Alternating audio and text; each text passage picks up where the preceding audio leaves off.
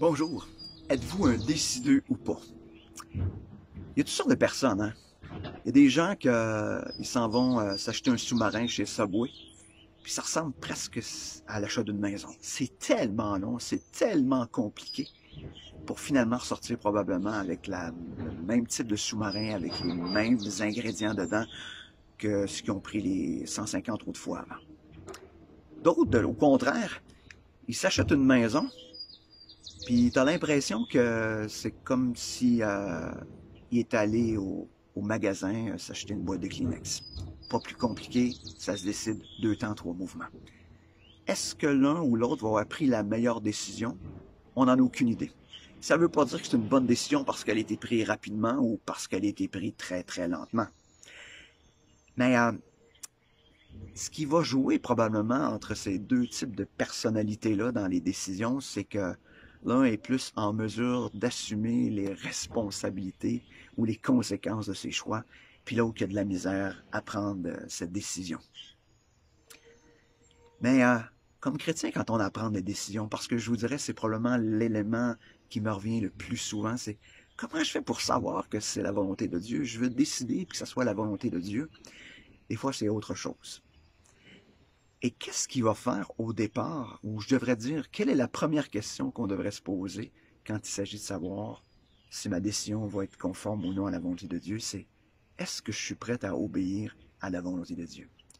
Certains vont prendre des décisions ou vont tellement attendre ou vont simplement désirer que la volonté de Dieu soit conforme à leur désir, que ça va prendre du temps, jusqu'à temps que Dieu donne d'une certaine manière l'impression qu'il est d'accord avec leur décision. Hein, c'est un petit peu comme le gars qui avait pris la décision d'arrêter de manger des beignes puis d'emmener des beignes au travail. Puis il dit ça à ses confrères de travail qui ne veut pas emmener de beignes, c'est fini, il n'emmène plus de beignes. Tout le monde est un petit peu sceptique, ça fait des années qu'il emmène des beignes à tous les jours. Au bout de 3 ou 4 jours, il tient encore sa décision. Mais finalement, au bout de 5 jours, il arrive avec une boîte de beignes, puis tout le monde dit, ben là, qu'est-ce que c'est? T'as changé d'idée? Ah, il dit, non, non, non. Il dit, j'ai demandé à Dieu que s'il voulait que je puisse emmener des beignes au travail, il était pour avoir une place libre en face du Tim Hortons. Et les autres ont dit, ah, finalement, il y avait une place de libre. Il dit, non, non, pas la première fois, mais il dit, après 9 fois que j'ai fait le tour du bloc, il y avait une place libre juste en face. Cet homme-là voulait absolument que la décision de Dieu soit dans le sens de ce que lui voulait. Et des fois, on est comme ça comme chrétien. On veut que ce soit notre volonté qui s'accomplisse avant celle de la volonté de Dieu. Donc, la première question qu'on a à se poser, c'est est-ce que je suis prête? Est-ce que je suis prête à obéir à ce que Dieu va me demander? Ou ce que je veux au contraire, c'est que ce soit ma volonté qui s'accomplisse. Et c'est là que ça commence. Après qu'on a statué là-dessus ou qu'on s'est posé la vraie question, ce qui peut nous aider dans notre fondement, ou ce que je voudrais dire, ce qui va nous aider à prendre une bonne décision, c'est le fondement.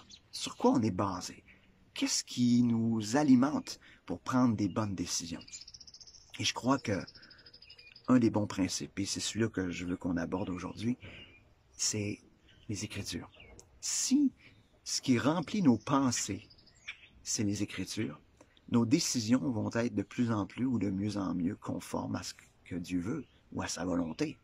Parce qu'il y a des éléments qui sont clairs dans les Écritures, où ce qu'on n'a même pas se poser la question, est-ce que c'est la volonté de Dieu ou pas, parce que Dieu dit carrément oui ou carrément non.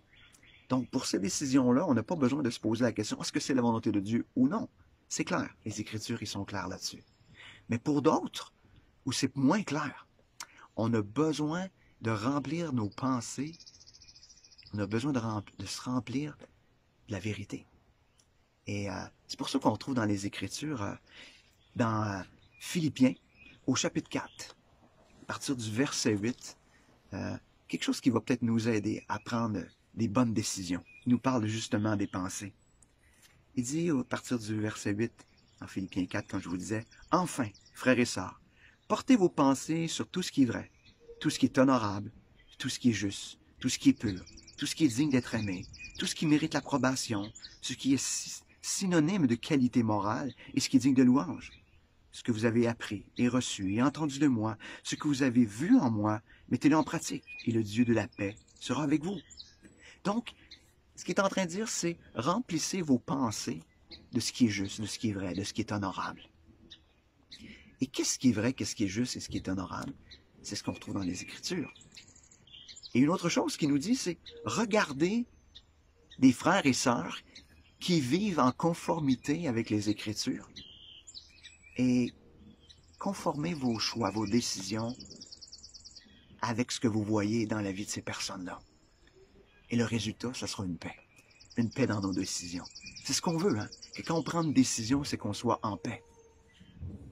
Pas juste en paix avec nous-mêmes, mais qu'on soit en paix avec ce que Dieu nous demande.